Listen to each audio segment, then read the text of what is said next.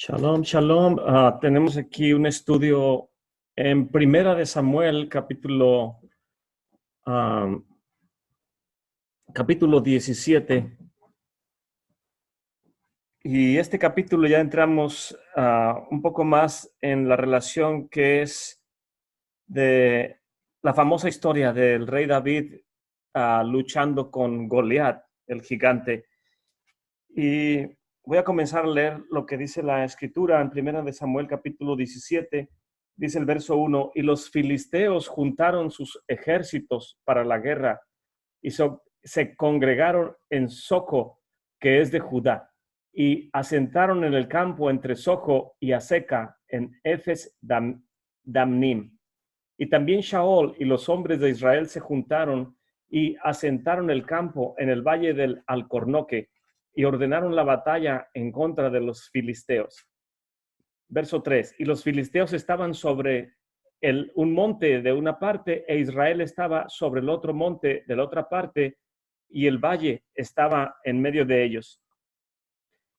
Y salió entonces un varón del campo de los filisteos entre los dos campos, el cual se llamaba Goliat, de Gad, y tenía de altura 6 codos y un palmo.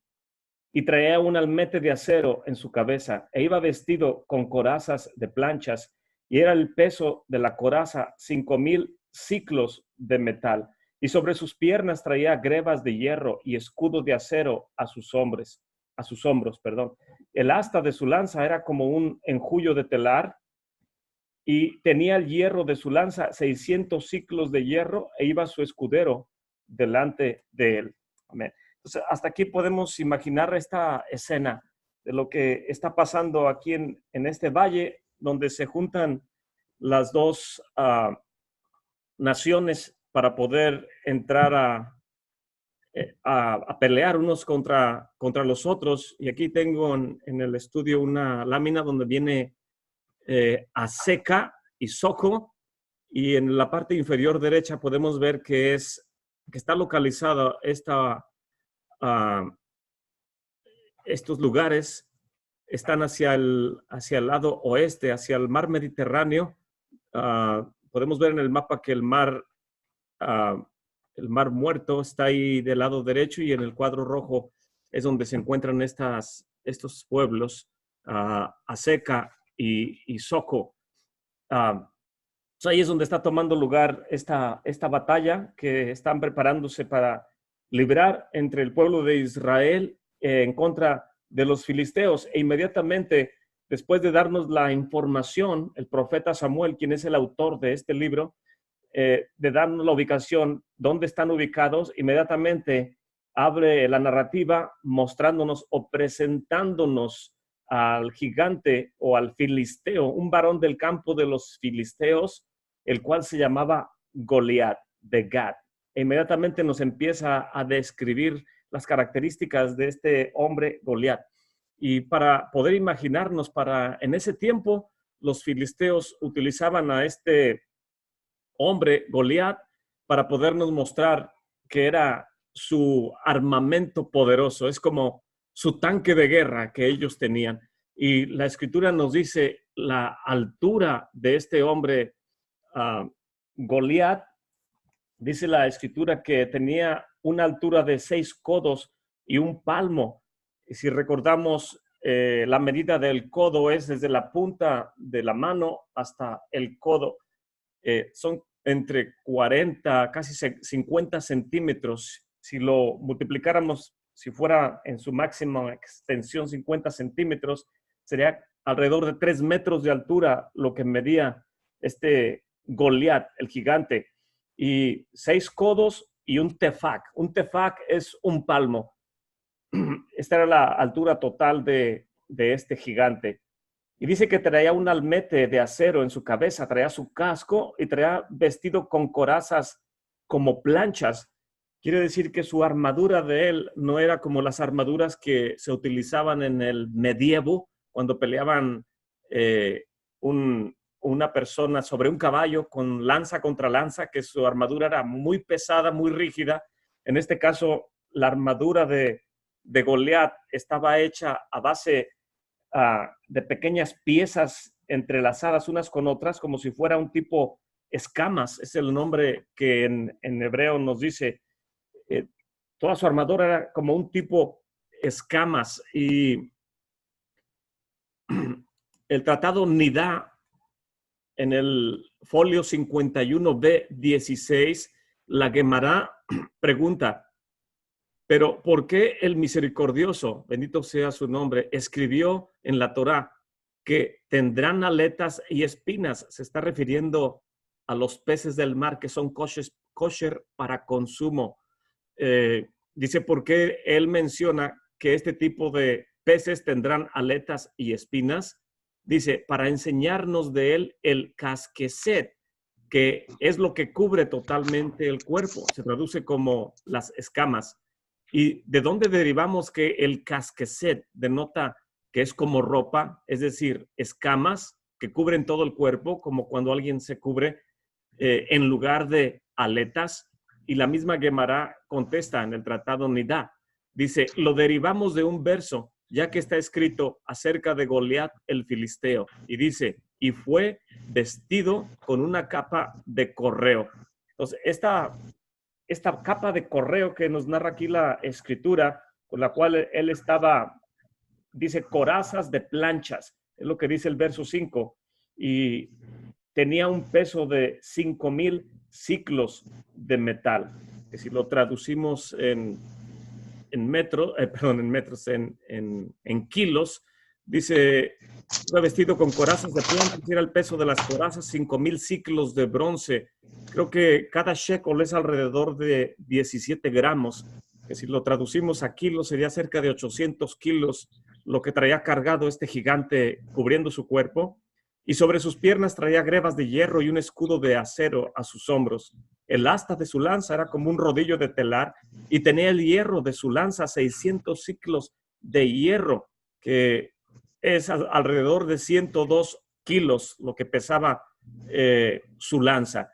Y podemos ver casi una tonelada de este tanque de guerra traía cargando todo eso. Más adelante el versículo también nos dice que traía su escudero, el verso 7, dice, e iba su escudero delante de él. Y sabemos que antiguamente el escudero que iba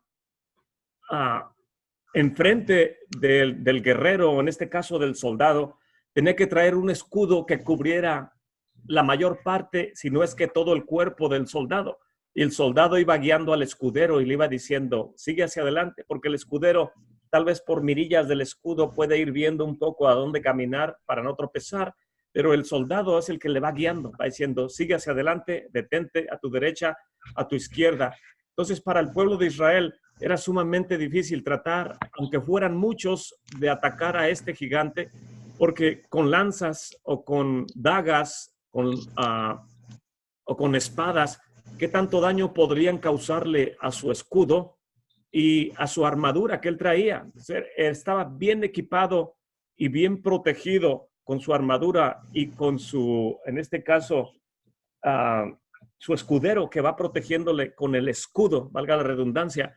Y su escudero no es precisamente como la historia de Don Quijote. Su escudero no era bajito como Sancho Panza, seguramente era mínimo de la altura de este gigante para poder cubrirlo y protegerlo con el escudo delante de él. Pues no era fácil cuando este hombre se ponía enfrente del ejército de Israel y los amenazaba y diciéndoles, traigan a uno de sus soldados, y si él me derrota, vamos a ser sus esclavos. Y los intimidaba constantemente. Entonces, esta es la escena que nos está narrando el profeta acerca de las amenazas de este hombre Goliat. Otro punto importante a notar acerca de Goliat es que Goliat, si recordamos en la narrativa del libro de Ruth, cuando murieron los hijos de Ruth, uno de sus hijos estaba casado con, de Noemí, una de sus hijos estaba casado con Ruth, y otro de sus hijos estaba casado con Orfa, y Orfa decide regresarse y Ruth decide permanecer con su suegra Noemí. Pues la Guemará nos explica acerca de este gigante Goliat, que es precisamente descendiente de Orfa. Y aquí viene a enfrentarse con un descendiente de Ruth, que es la historia de David y de Goliat. Estas dos jóvenes, que eran las nueras de Noemí, sus descendientes ahora están enfrentándose o a punto de enfrentarse en el campo de guerra, uno peleando por el pueblo de Israel y otro en contra del pueblo de Israel. Ahí podemos ver la diferencia entre la declaración de Ruth: tu pueblo será mi pueblo, tu Elohim será mi Elohim. Donde tú mueres, yo moraré, y como tú mueras, yo moriré. Y de ahí viene el rey David, quien va a enfrentarse a este descendiente de Orfa, que Orfa decidió volverse a su territorio y terminó engendrando a este tipo de descendientes que son enemigos del pueblo de Israel. Voy a seguir leyendo. Este gigante, dice el verso 8, y se paró y dio voces a los escuadrones de Israel, diciéndoles: ¿para qué salen a dar batalla? ¿No soy yo el filisteo y ustedes los siervos de Shaol? Escojan de entre ustedes un hombre que venga en contra de mí. Aquí lo que está tratando de hacer, intimidando este gigante al pueblo de Israel, les está diciendo: yo soy el filisteo, porque en el pueblo de Israel siempre se corría la voz de que un filisteo había matado a los hijos de Elí. Un filisteo estaba siempre causando estragos en contra del ejército de Israel, el filisteo. Y Rashi nos explica en su comentario en el Sefer Shamuel, en el libro de Shamuel, que lo que está diciendo Goliat literalmente es: yo soy el que mató a los hijos de Elí. Yo soy el que tomó el arca cuando peleé contra el pueblo de Israel. Si recordamos, la Gemara nos explica que cuando estuvieron iniciando la guerra los filisteos contra el pueblo de Israel, Goliat logró capturar el arca del pacto, pero un joven soldado de la tribu de Benjamín, dice Primera de Samuel 4:12, un hombre de Benjamín corrió en el campamento. Este era Shaol, quien caminó 60 miles ese día, no sé cuánto es miles, pero él había estado en el campamento y cuando escuchó que las tablas de la Torá habían sido capturadas con el arca, él fue y la arrebató de las manos de Goliat, y entonces vino y trajo todo delante de Elí, el Cohen Gadol. Esto viene en el Midrash Shamuel de Buber, en el capítulo 11, verso 1. Y de esta manera podemos ver que Goliat tenía algo en contra de Shaol. Él dice: aquel joven que me arrebató, aquel joven alto que ahora es el rey de Israel, si es su rey y está alto y es muy sabio y es muy modesto y me arrebató las tablas de la Torá y el arca que yo había capturado, entonces, ¿por qué no sale y se enfrenta a mí? Que se enfrente a alguien de ustedes como Shaol. Si se enfrenta a él conmigo y nos vence, seremos sus esclavos, pero si los vencemos, ustedes van a ser nuestros esclavos. Y esto es lo que está empujando este gigante, diciéndole: ustedes son esclavos de ese debilucho que no quiere enfrentarse a mí. ¿Me tiene miedo? Nada más denme un hombre, que un hombre de ustedes se enfrente a mí y podemos solucionar este problema.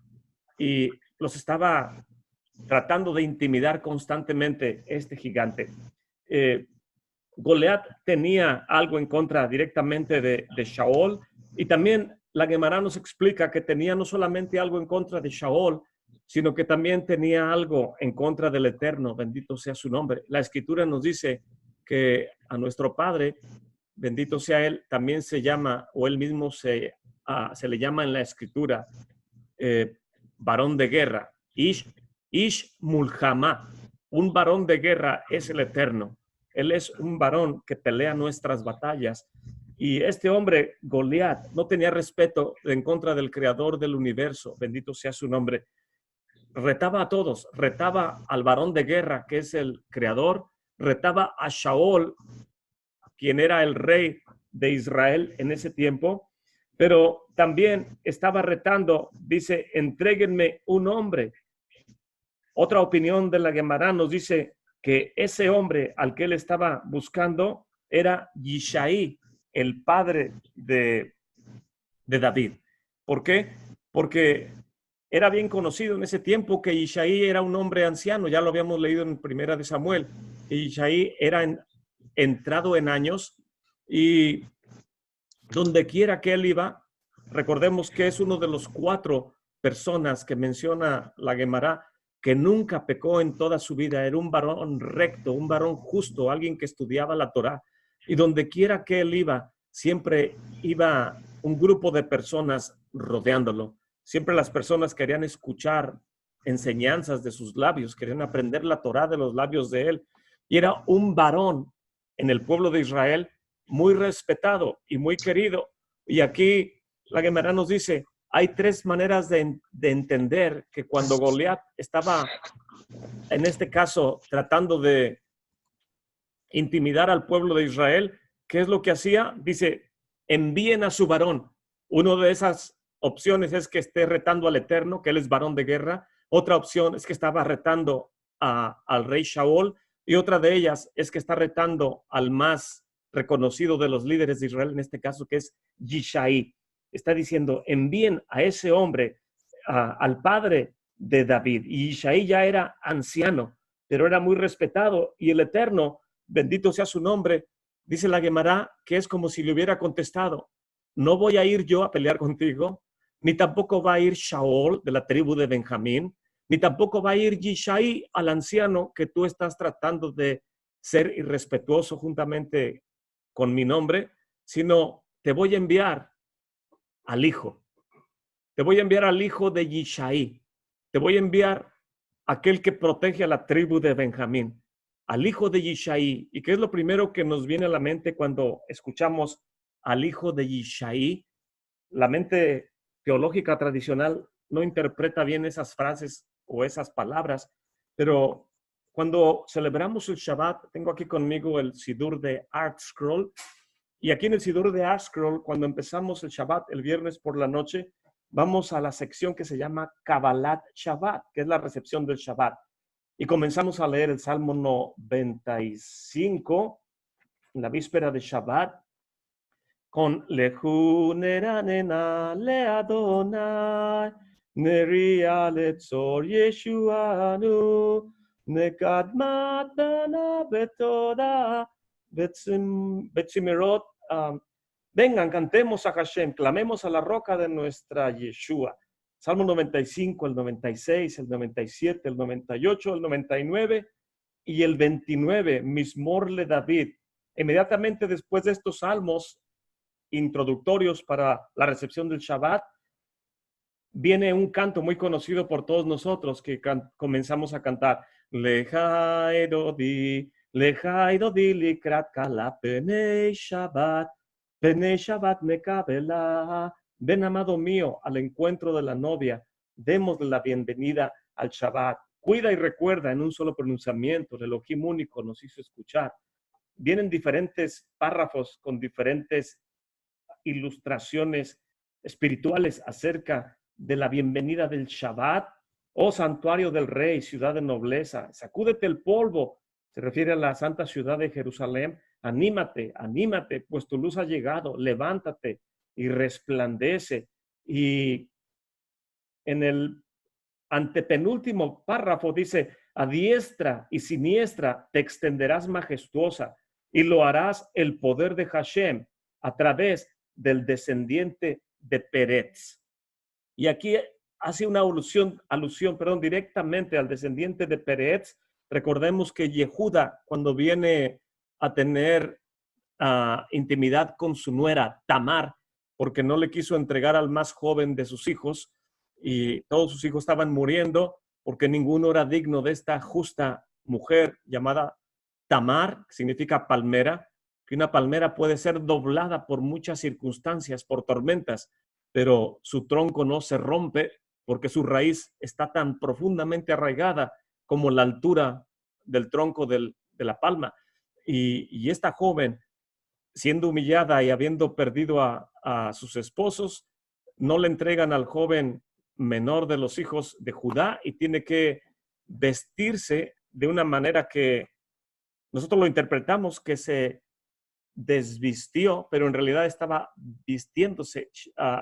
Los sabios de Israel nos dicen que Judá nunca había visto su rostro porque había tanta modestia en ella que aunque cuando era esposa de sus hijos, ella no dejaba que le vieran su rostro. Entonces, ¿qué es lo que hace? Simplemente se descubre su rostro cuando se pone al camino para que venga Judá, y él no la conocía, no podía reconocer a esta joven Tamar. Pero de ella nacen Peretz y Será. Y recordemos que cuando saca su mano, uno de ellos le ponen un hilo rojo, etcétera. Entonces, de ahí viene la descendencia del Mesías. Y esto es muy interesante en la narrativa.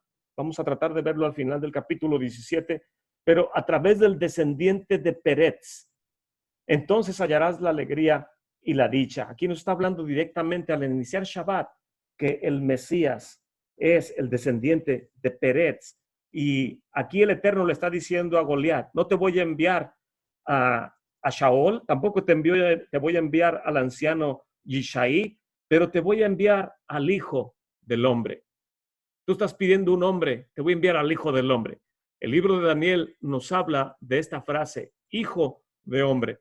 Todas las veces que la frase Hijo de Hombre aparece, cuando el Eterno le habla, por ejemplo, a alguno de los profetas y le dice, Ben Adam, hijo de Adán, hijo de hombre, ve y háblale a este pueblo.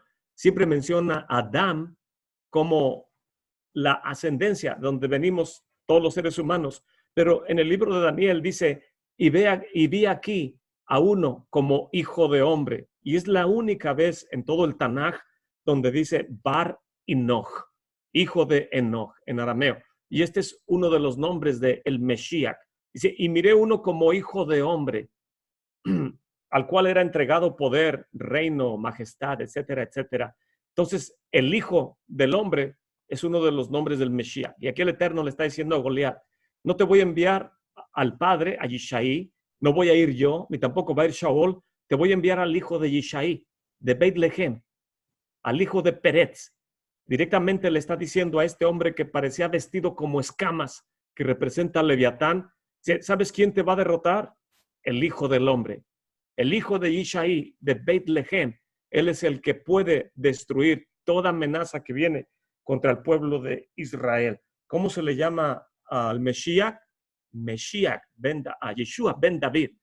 Yeshua, el descendiente o el hijo de David, aquel que derrotó al gigante, porque de ahí viene el que establece un reino inconmovible, aquel que regirá con vara de hierro a las naciones. Y el Eterno está diciendo, te voy a enviar al hijo de ese hombre, al Ben Yishai de Beit Lehem, a David. Y así es de que podemos recordar en la narrativa que Yishai envía a su hijo David a que vaya a ver el campo de batalla, a ver cómo están sus hermanos, y los hermanos comienzan a preguntarle que qué está haciendo ahí. Lo vamos a ver un poco más adelante, pero lo que está haciendo ahí David, ahorita lo voy a hablar con más detalle. Voy a seguir leyendo. Y dice, escojan entre ustedes un hombre, Haish, un hombre que venga contra mí. Y si él pudiera pelear conmigo y me venciere, entonces nosotros seremos sus esclavos. Y si yo pudiera más que él y lo venciere, ustedes serán nuestros esclavos y nos servirán. Y añadió el filisteo, hoy yo he desafiado al campo de Israel. Denme un hombre, denme Natanli Haish, denme un hombre que pelee conmigo. Sigue repitiendo una y otra vez, denme un hombre, hay un hombre, denme un hombre, que no hay un hombre entre ustedes. Y cuando lo escuchó Shaul y todo Israel, estas palabras del filisteo, se conturbaron todos y tuvieron grande temor. Verso 12, hace acto de presencia David. David hace acto de presencia y dice la escritura al verso 12, y David era hijo de aquel hombre efrateo de Beit Lehem de Judá, cuyo nombre era Yishai, el cual tenía 8 hijos, y era este hombre en el tiempo de Shaol, anciano y de grande edad entre los hombres. Y los 3 hijos mayores de Yishai habían ido a seguir al rey Shaol en la guerra, Y los nombres de los 3 hijos que habían ido a la guerra eran Eliab, el primogénito, el segundo Abinadab y el tercero Samá. Y David era el menor, el octavo. Siguieron pues los 3 mayores a Shaul. Aquí no está diciendo la escritura lo que la Gemara recalca, que donde quiera que iba el rey a pelear o a establecer el ejército, la familia de Yishai de Beit Lehem, representada por los 3 hijos mayores, siempre andaban con el rey, dispuestos a dar su vida por la nación de Israel. Siempre iban acompañándolo, es lo que nos dice la escritura. Verso 15. Sin embargo, David había ido y vuelto de con Shaul para apacentar las ovejas de su padre en Beit Lehem. Recordamos que ya había sido llevado con el rey para que le estuviera sirviendo al rey en el palacio. Pero cuando tenía tiempo, iba y cuidaba su rebaño. Por eso el Eterno lo escogió a él, porque sabe cómo cuidar una oveja. Y verso 16.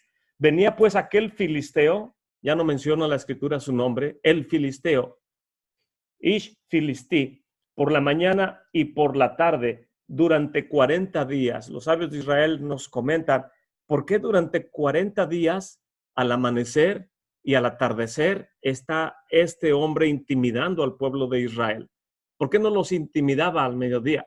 ¿Por qué no los intimidaba a cualquier hora? ¿Por qué precisamente al levantarse y al acostarse o al atardecer? Al amanecer y al atardecer salía y hacía actos de presencia y comenzaba a abrir su boca, a vociferar en contra del Eterno y en contra del pueblo de Israel.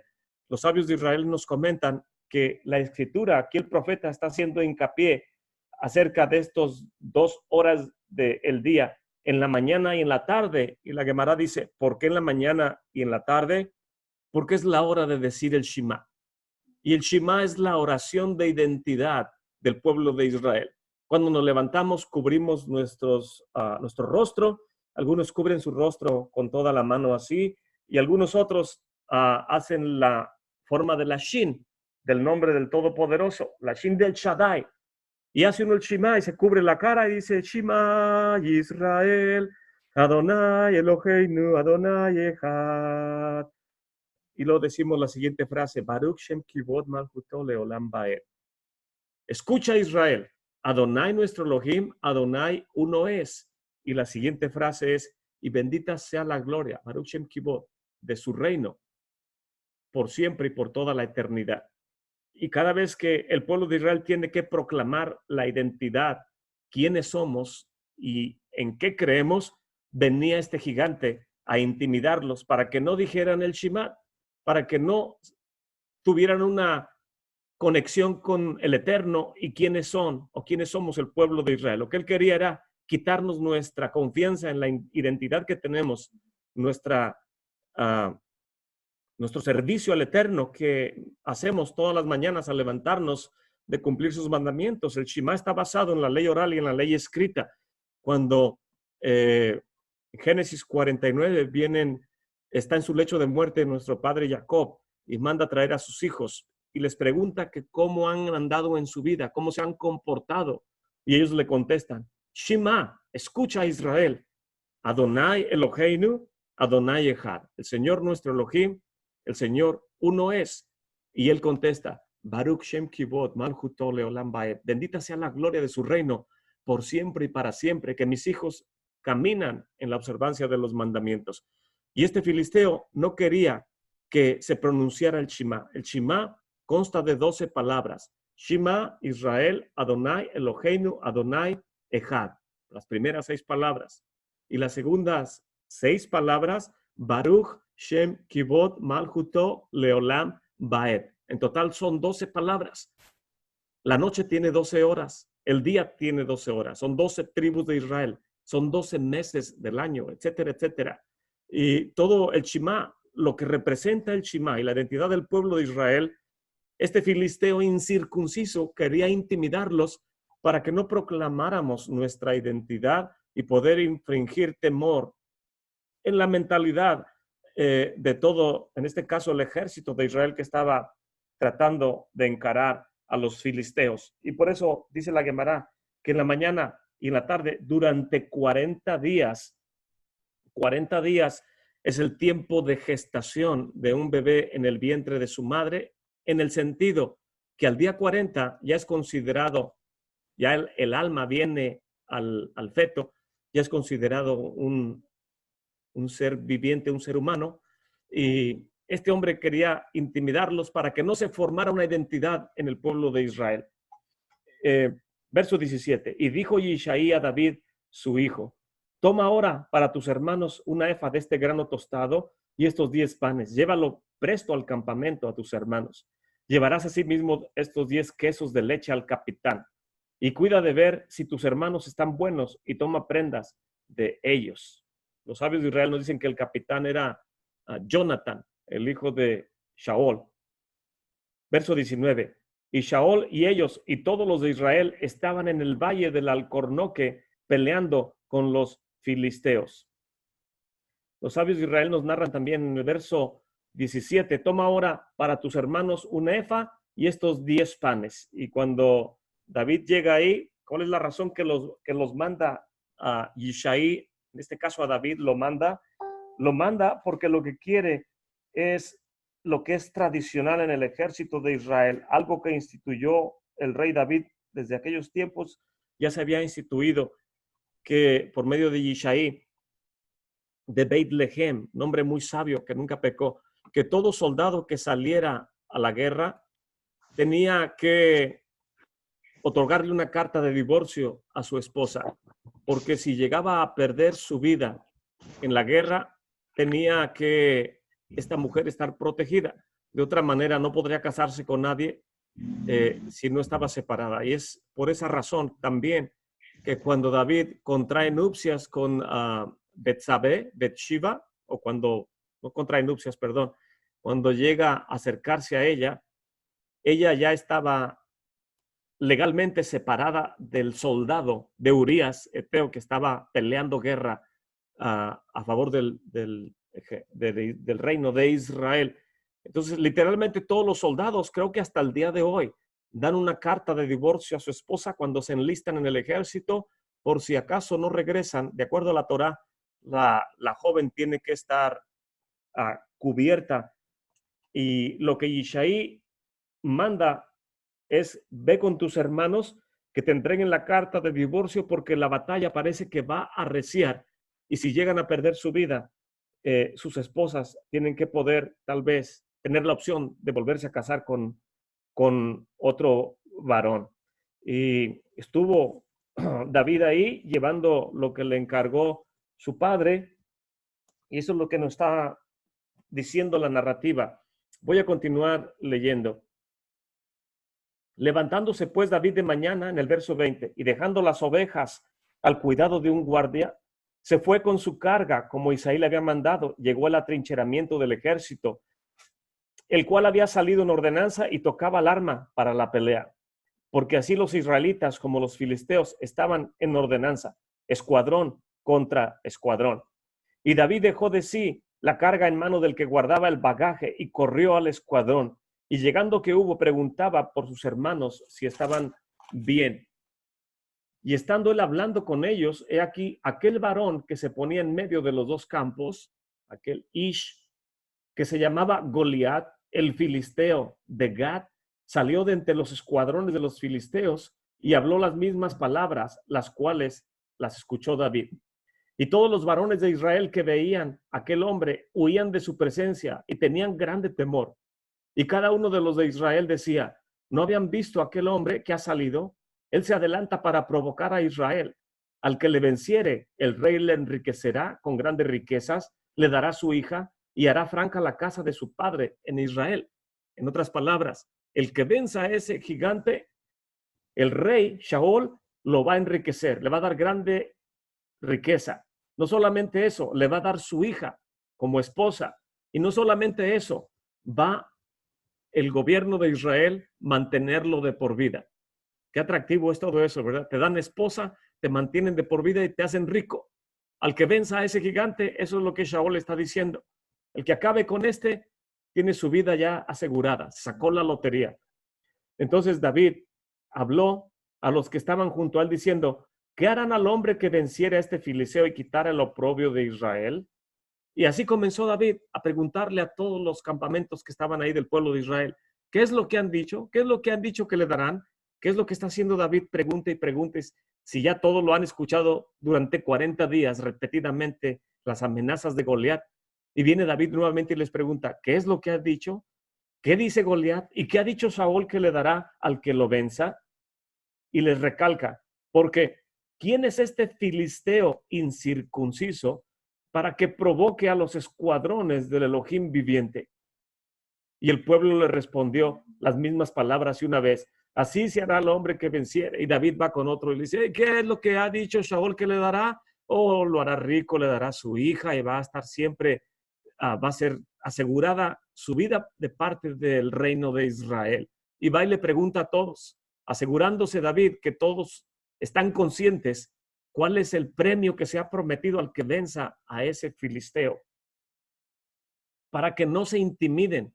David le está diciendo, cobren ánimo, hay recompensa para el que venza a este filisteo. No escuchen las palabras del filisteo, escuchen las palabras del rey de Israel, que el que lo venza ya va a tener todo en su vida asegurado.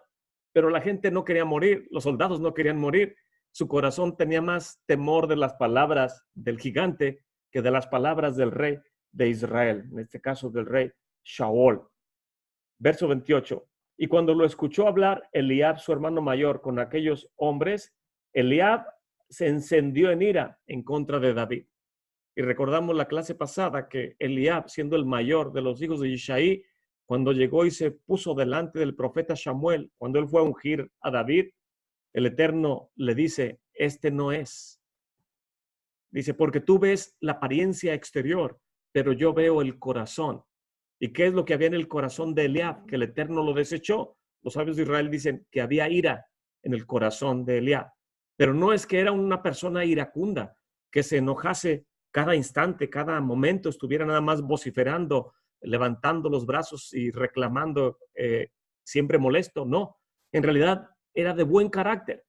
Lo único que el Eterno no le gustaba para que él fuera rey de Israel es que era impaciente. Y su impaciencia rayaba en enojo algunas veces. Y aquí podemos ver cómo él le contesta a David. Eliab se llenó de ira en contra de David y le dijo, ¿para qué has descendido acá? ¿Y a quién has dejado aquellas pocas ovejas en el desierto?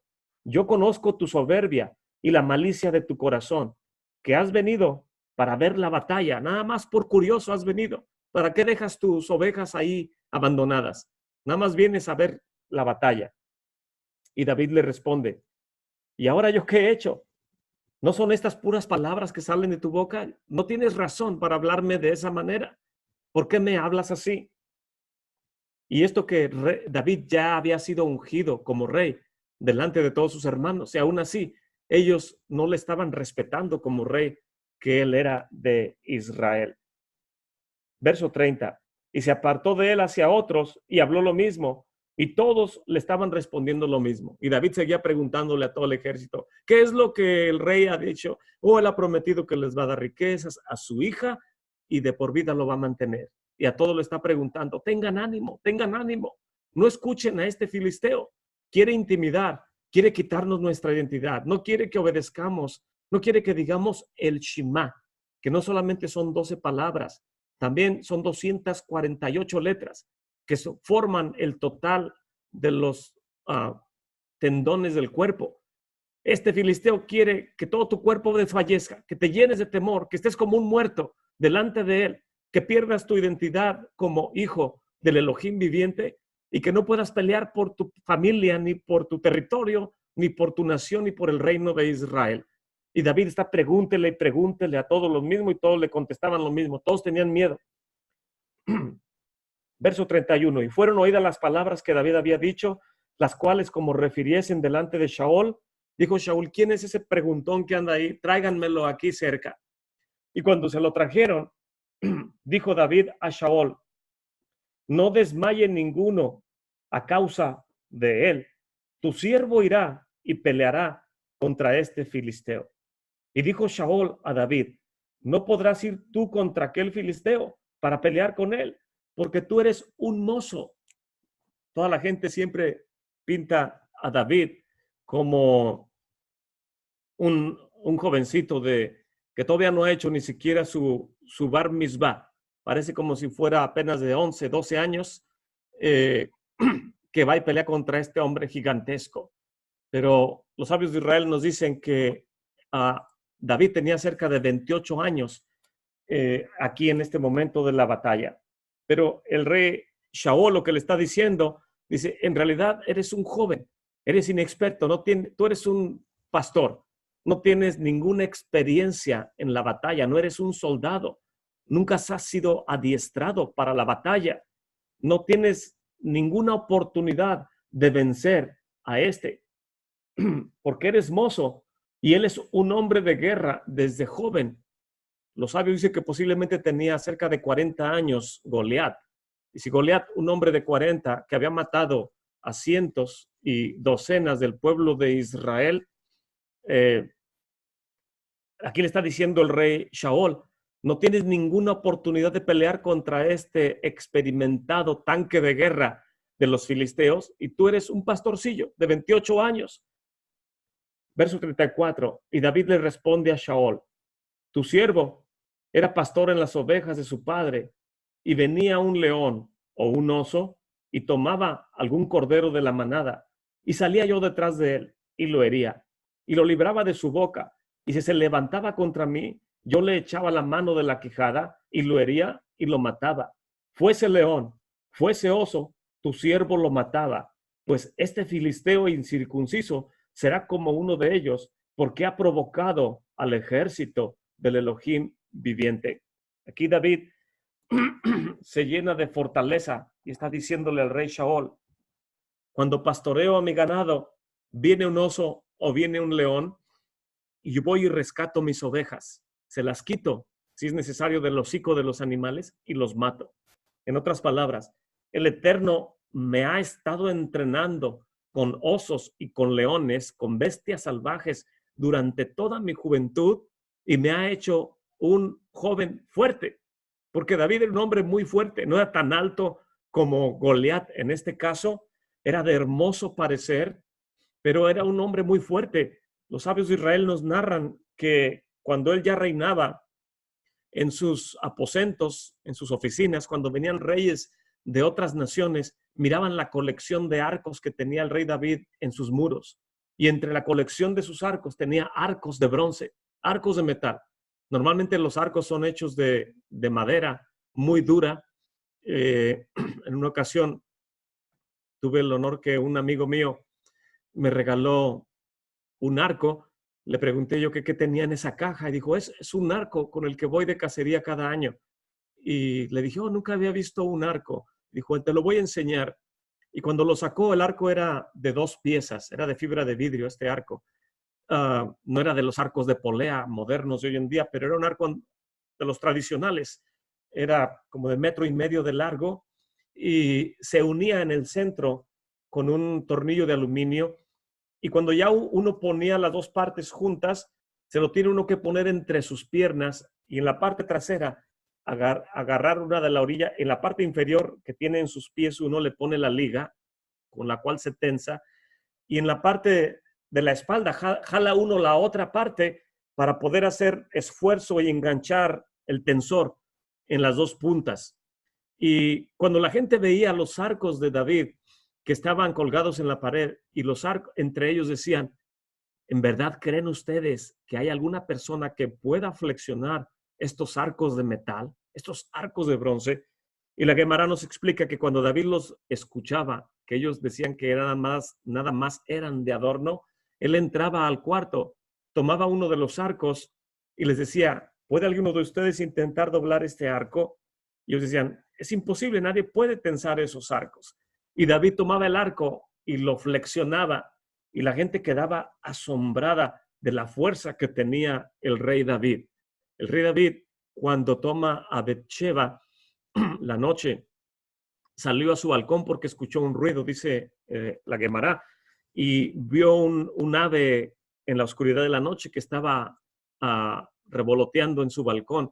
Y cuando él sale con su arco y ve que el ave comienza a volar, a alejarse de su balcón, él toma la flecha y le dispara. La potencia de la flecha, junto con el ave y todo, fue a incrustarse en una tienda que estaba en el barranco, en la parte inferior donde vivían todos sus oficiales.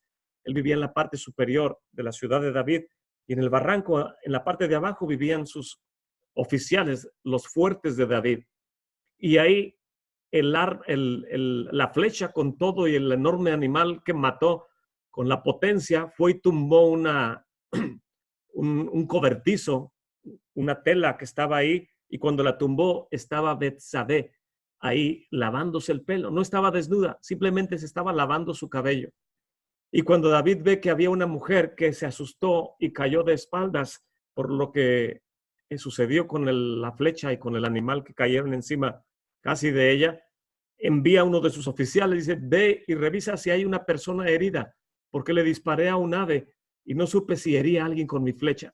Él sabía la potencia que tenía su arco cuando él disparaba. Y cuando van y ven a Betsabé, dicen, es la mujer de Urías, pero está bien, no le pasó nada. Dicen, quiero hablar con ella y disculparme, tráiganla. Y cuando la llevan y él la puede ver, es cuando la conoce y ve la hermosura de esta mujer, y ahí es donde pasó el error, uno de los grandes errores de David, que le dijo al Eterno, pruébame, Señor, pruébame. Quiero ser como Abraham, Isaac y Jacob. Y el Eterno dijo, te voy a probar. A ellos no les dije, ellos pasaron la prueba, pero a ti te voy a probar y te voy a decir con qué, con tentación de mujeres, y no vas a pasar la prueba.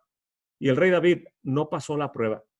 Pero bueno, son otros detalles. El caso es que David con su fuerza podía tensar, como dicen los salmos, el arco de bronce, y podía aquí en su juventud pelear contra el oso y contra el león, lo que el Eterno estaba haciendo, preparándolo para poder pelear contra ese hombre león, contra ese hombre oso corpulento, enorme y fiero que era Goliat. Y David no dudó al verlo. Dice, si he derrotado osos y leones fieros y corpulentos, lo más seguro es que el Eterno, en su misericordia, pueda entregarme a este filisteo incircunciso en mis manos y levantar el ánimo y la honra del pueblo de Israel. Y aquí es lo que está él presentándole inocentemente sus credenciales a Shaol. Dice el verso 37, y añadió David, que el Eterno, que me ha librado de las garras del león y de las garras del oso, él también me libre de la mano de este oso filisteo, de este león filisteo.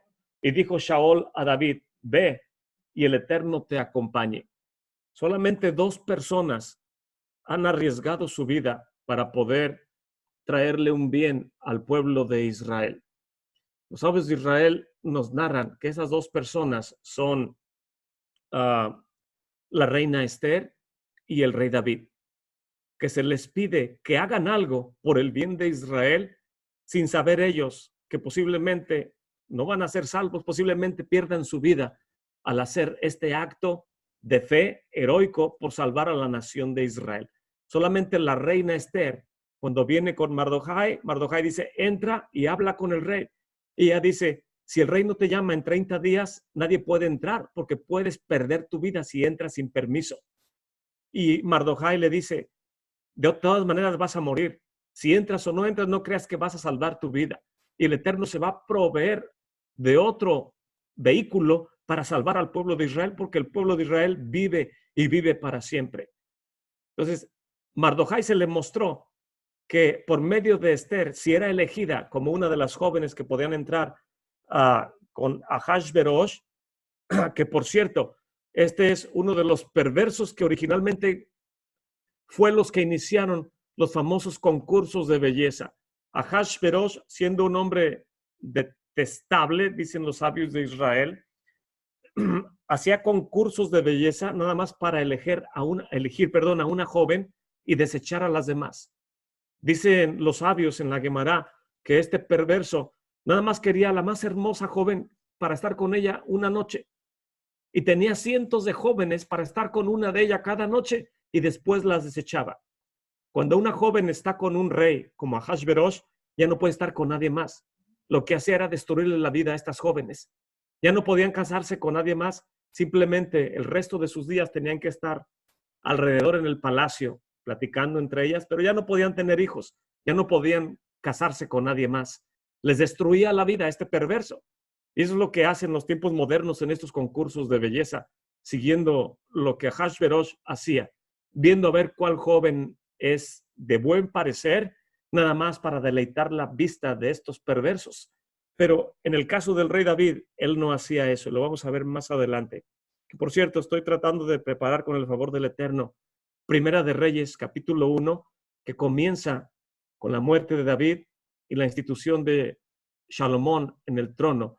Y ahí podemos ver la cantidad de esposas que le es permitida tener a un rey de Israel, muy diferente a lo de los de las naciones y su comportamiento.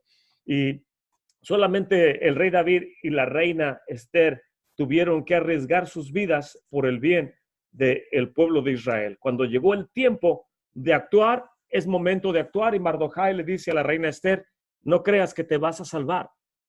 Si no lo haces, es el momento de actuar. Uno de los sabios en los dichos de los padres dice, creo que es el Rabí Hillel, dice: si no soy yo, ¿quién lo hará? Y si no lo hago ahora, entonces ¿cuándo? Quiere decir que el momento de actuar, cuando el Eterno nos pone una tarea, no debemos de tardarnos en hacerlo, porque es la oportunidad para el bien de nuestra familia, el bien de nuestra alma, o para el bien de nuestra comunidad, o para el bien del pueblo de Israel. Y ellos arriesgaron su vida sin saber qué pasaría más adelante, pero lo hacían en fe y por amor y por obediencia al nombre del Eterno. Algunos de los rabinos comentan acerca de la acción valerosa de David, diciendo: ¿se imaginan qué acto tan grande de desconsagración del nombre del Eterno, que David venga y nada más vocifere y empiece a hablar, y que hubiera sido muerto por Goliat? El nombre del Eterno iba a ser denigrado por causa de lo que habló este joven, pero David sabía en quién confiaba él. Él tenía una relación íntima con el creador del universo, bendito sea su nombre, y por eso él se atrevía a hablar de la manera que él hablaba. Mucha gente se refiere al creador del universo como diciendo mi rey, porque mi rey, bendito sea su nombre. Y es hermoso escuchar que el creador del universo y que el Mesías es mi rey, es mi señor, pero no deja de ser lenguaje de servidumbre. Cuando aquel hombre que dibujaba los círculos a su alrededor, nadie podía hacer que lloviera, y decían: vayan y traigan al que dibuja los círculos en el suelo, porque el Eterno le escucha a él. Y cuando lo traían a él, el Eterno escuchaba la plegaria, porque la plegaria de él decía: Padre, mira a tu hijo, mira a tus hijos, no ha llovido, necesitamos agua, envía lluvia, no me muevo de este círculo hasta que mi Padre Celestial comience a derramar lluvia desde lo alto. Y comenzaba a llegar una brisa muy suave, y él volvía a orar y dice: Padre, soy tu hijo, somos tus hijos, esta lluvia no nos va a servir para nada para la cosecha, no me muevo de este círculo hasta que traigas lluvia. Y comenzaba a la lluvia a reciar un poquito más, nada más como a mojar un poco el piso, y él decía: Padre, esta lluvia no nos va a servir para la cosecha, ten cuidado de tus hijos, tú eres nuestro padre. Entonces, la relación de un hijo con su padre es de confianza. La relación de un siervo con su rey es de servicio. Cada quien decidimos cómo nos relacionamos con nuestro Padre, bendito sea su nombre, o con nuestro rey, cómo le servimos. Pero aquí el rey David sabe quién es su Padre, sabe quién es el creador del universo, y está haciéndoselo saber. Y Shaol, cuando lo escucha, dice: ve y que el Eterno sea contigo. Verso 38. Y Shaol vistió a David con sus ropas y le puso sobre su cabeza un almete de acero y le armó de coraza. Le ciñó a David su espada sobre sus vestidos y lo probó a caminar, algo que nunca él había usado. Y dijo David a Shaol: yo no puedo andar con esto porque nunca lo practiqué. Y echando de sí David aquellas cosas, dicen los sabios de Israel en la Gemara, que cuando David se puso toda la armadura del rey Shaol, la escritura nos ha narrado que Shaol era alto y David no era tan alto, de acuerdo a lo que nos dice la escritura. Pero por un milagro del Eterno, bendito sea su nombre, la armadura, cuando se la puso el rey David, parece que encogió. la armadura se adaptó tan perfectamente al cuerpo de David que él comenzó a caminar y le quedaba perfectamente. Pero ¿por qué él no la quiso usar? Dice la Gemara que cuando él se sintió confortable con el casco y con toda la armadura y las armas de guerra del rey Shaul, volteó con él para buscar su aprobación y vio que en la mirada del rey Shaul había celo.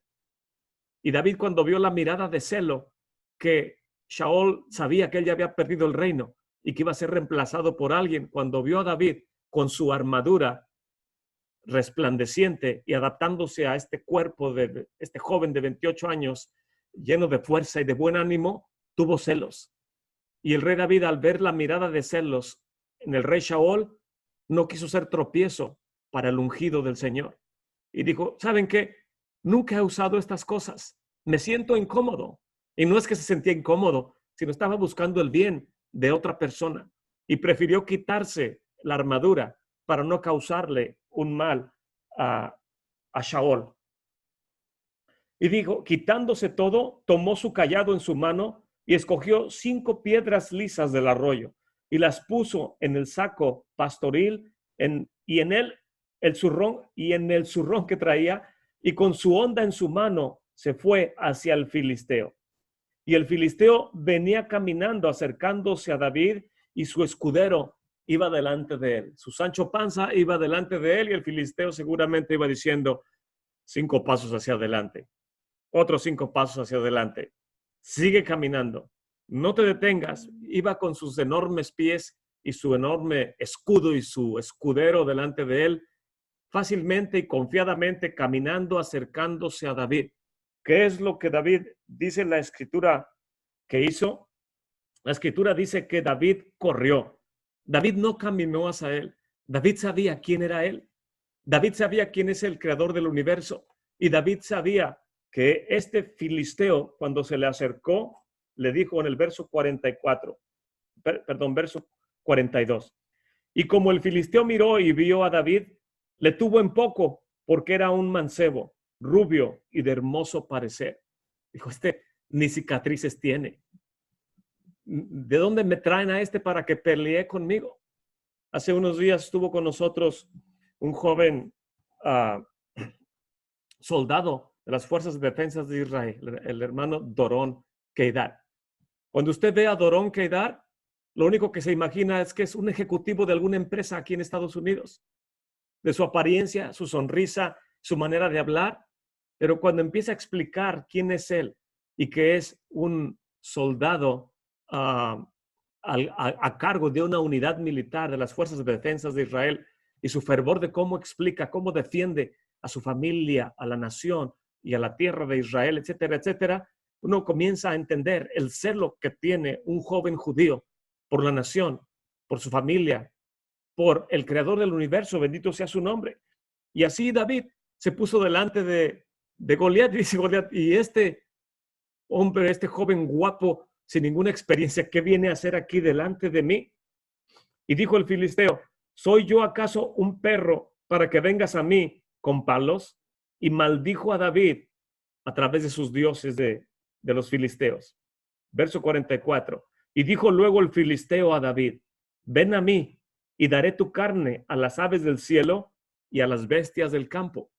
Nuestra traducción al inglés ni al español nos dice exactamente lo que dice esta frase, pero esta palabra, las bestias del campo, está haciendo alusión a las bestias domésticas, como por decir al buey o al cordero o a la cabra, etcétera. Le está diciendo, daré tu carne a las aves del cielo y a los animales del corral. Eso es lo que le está diciendo en el hebreo. Y cuando David escucha esto, le responde al filisteo, tú vienes a mí con espada, con lanza, con escudo, mas yo vengo a ti en el nombre de Adonai Sebaot. Me imagino al profeta Samuel cuando lo ungió, platicándole toda la historia de cómo él nació, de cómo él creció, cómo su madre no podía tener hijos y que para él pudiera ungir al rey de Israel primero tenía que haber un profeta, y que la madre del profeta oró y dijo, tú eres Adonai Sebaot, tú eres el Señor de las huestes, tú eres el que puede crear y hacer cosas y no me puedes dar a mí una criatura. Y los ángeles del cielo siempre mencionan que el Señor de los ejércitos, ellos mismos mencionan en la Kedushá, Kadosh, Kadosh, Kadosh, Adonai Sebaot, como dijo Ana, el Señor de los ejércitos, toda la tierra está llena de su gloria. Y David sabía eso. Y David le está diciendo a este filisteo, tú vienes con tu lanza, con tu escudo, mas yo vengo a ti en el nombre de Adonai Sebaot, el creador de todas las cosas, el Elohim de los escuadrones de Israel, al que tú has provocado, por causa de la cual el profeta Samuel nació, para ungirme a mí como rey de Israel, y este no es mi día de morir. Y si llego a morir, va a ser entregando todo en el campo de batalla, como dijo Doron Keidar. Una cosa me voy a asegurar, de que los musulmanes, cuando vengan a querer hacer un acto en contra o quitarnos la vida, se van a acordar de quién fui yo hasta el momento, si es que el Señor quiere que yo fallezca. Pero me van a recordar los días que les resten de vida, dijo este joven soldado de las fuerzas de Israel. Y es lo mismo que David tiene esta actitud. Dice, al cual tú estás provocando. Verso 46. El Eterno te entregará hoy en mi mano y yo te venceré y quitaré tu cabeza de ti y daré hoy los cuerpos de los filisteos a las aves del cielo, y David sí enfatiza, y a las bestias del campo. Y sabrá la tierra toda que hay un Elohim en Israel. La Gemara, nuevamente los sabios de Israel nos mencionan que cuando David escuchó que el filisteo le dijo a él, dice, te voy a entregar a las aves del cielo y a las bestias del corral, que cuando David escuchó esto, David dijo, Shelihu, mío es. No sabe ni lo que está pensando. Su cabeza ya está atemorizada. No logra entender por qué alguien como yo puede hacerle un frente, y ya eso es derrota para él. Está dudando. Ya es mío. Es lo que dice la Gemara que David pensó. No sabe ni lo que está hablando ni lo que está diciendo. ¿Cómo le va a entregar mi cuerpo a los animales del corral de la casa, a los animales domésticos? Este hombre no sabe ni lo que está pensando. Es mío, ya está en mis manos. Dice, y él le enfatiza, yo te voy a cortar la cabeza y voy a entregarle tu cuerpo a las aves del cielo y a las bestias del campo. Cosa que solamente se menciona cuando la escritura por medio de los profetas habla acerca del festín del Leviatán. El festín del Leviatán es cuando el Mesías viene y destruye a todos los ejércitos que se juntan con el falso profeta, con la bestia que le llaman, con el falso Mesías, y dice el libro de Apocalipsis, vengan aves, todas las aves del cielo y a todas las bestias del campo, vengan y coman carnes de capitanes, vengan, coman carnes de grandes. Esta es la festividad del Leviatán. Y aquí vemos al ungido, al rey de Israel, al Mesías, derrotando al Leviatán, al falso profeta, aquí en la narrativa de 1 de Samuel, capítulo 17. Literalmente, la Gemara nos ilustra a entender los pasajes de la Escritura para que podamos aprender no solamente historia, sino aprendamos también profecía y escatología. Dice el verso 48, y aconteció que como el filisteo se levantó para ir y llegarse en contra de David, David corrió, se dio prisa y corrió al combate en contra del filisteo. El gigante posiblemente iba caminando sabiendo que lo iba a derrotar, confiado en sí mismo. Y David, ¿qué es lo que hace? Si no tengo ningún temor de este incircunciso, el Eterno lo va a entregar en mi mano, y comenzó a correr a enfrentarse en contra del gigante. Y metiendo David su mano en el saco, tomó de ahí una piedra y se la tiró con la honda e hirió al filisteo en la frente, y la piedra quedó hincada en la frente y cayó en tierra sobre su rostro. Lo lógico es que si le dio en la cabeza, cayera de espaldas. Pero la Gemara nos dice que el Eterno está haciendo otro milagro. Dice, así como la boca de este incircunciso habló en contra del pueblo de Israel y en contra del creador del universo, ahora esta boca va a ser callada, pegando en tierra. Hasta aquí llegó su vociferación en contra de las cosas santas, en contra del pueblo santo, y cae de frente, cae hacia enfrente en tierra sobre su rostro. Verso 50. Y así venció David al filisteo con honda y con piedra, e hirió al filisteo y lo mató sin tener David espada en su mano. Mas corrió David y puso sobre el filisteo encima, y tomando la espada del filisteo, la sacó de su vaina, lo mató y cortó con ella la cabeza. Y como los filisteos vieron a su gigante muerto, comenzaron a huir. Y se levantaron los del ejército de Israel y de Judá, dieron gritos y siguieron a los filisteos hasta llegar al valle, hasta las puertas de Ecrón, y cayeron heridos de los filisteos por el camino de Seraim hasta Gad y Ecrón. Tornando luego los hijos de Israel de seguir los filisteos, despojaron su campamento. David tomó la cabeza del filisteo y la trajo a Jerusalén, mas puso sus armas en su tienda. Y cuando Shaol vio a David que salía a encontrarse con el filisteo, le dijo a Abner, el general del ejército: Abner, ¿de quién es hijo aquel mancebo? Como si no supiera quién es. Ya lo tenía en su palacio. David ya estaba tocando el arpa para él. Ya sabía que era hijo de Yishai, de Beit Lehem, pero esto no es lo que la Gemara nos ilustra. La Gemara, los sabios nos ilustran acerca de lo que está aquí el rey Shaol preguntándole al general Abner. Le está diciendo, ¿de quién es hijo este mancebo? En otras palabras, cuando Shaol sabía que David era hijo de Yishai, pero no muchos en la comunidad no tenían a Yishai como un judío kosher, porque venía de Ruth. Y entonces, aquí el celo que había en el corazón de Shaol por la persona de David comenzó a incrementarse. Y está preguntando, Abner, ¿de quién desciende este mancebo? ¿Viene de Pérez o viene de Seraj? ¿De cuál de los dos? Porque si viene de Seraj, no tengo que tener ninguna preocupación, porque la línea de reyes viene de Pérez y no de Seraj. En otras palabras, el rey Shaol le está diciendo a Abner, ve al Sanedrín e investígame de dónde viene Yishai, de dónde viene David. Quiero saber si viene de la línea de Seraj o de la línea de Pérez, para saber si tengo que preocuparme de él o no. Verso 56. Vive tu alma, oh rey, que no lo sé. Y el rey dijo, pregunta pues, ¿de quién es hijo aquel mancebo? Aquí vemos al rey de Israel mandando a su general que vaya al Sanedrín e investigue de cuál linaje es, de Pérez o de Seraj.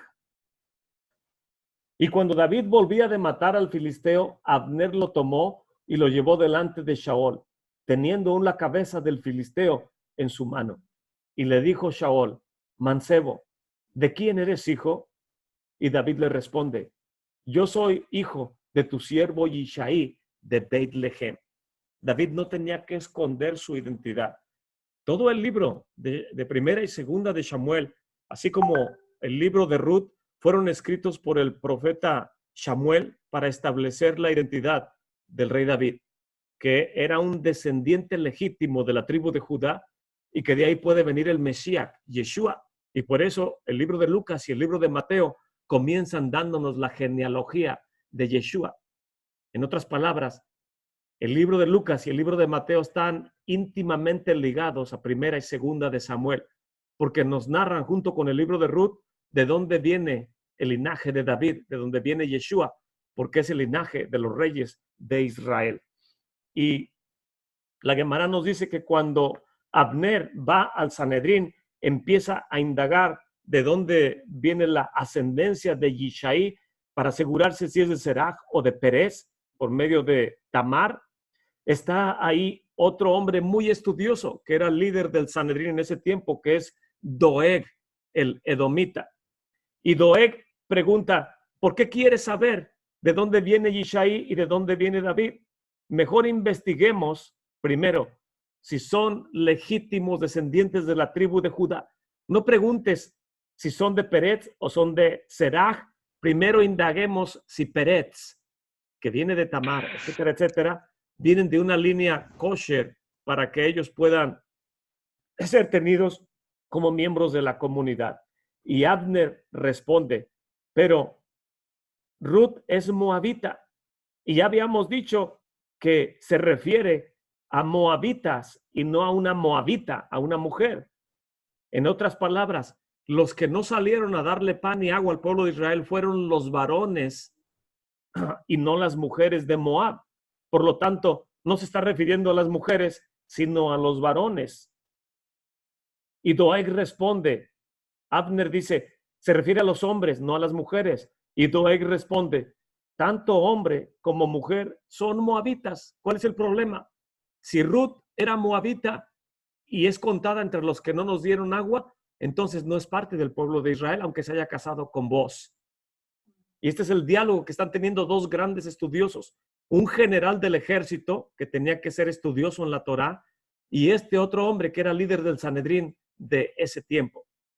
Y Shaol envía a Abner para que investigue y están viendo los archivos, están dialogando entre todos los sabios de Israel, moabita, pero no moabita.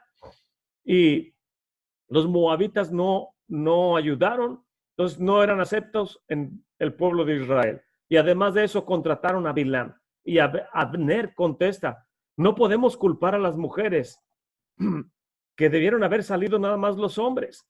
Pero Doeg contesta, entonces los hombres debieron ayudar a los hombres y las mujeres debieron ayudar a las mujeres. ¿Por qué no lo hicieron?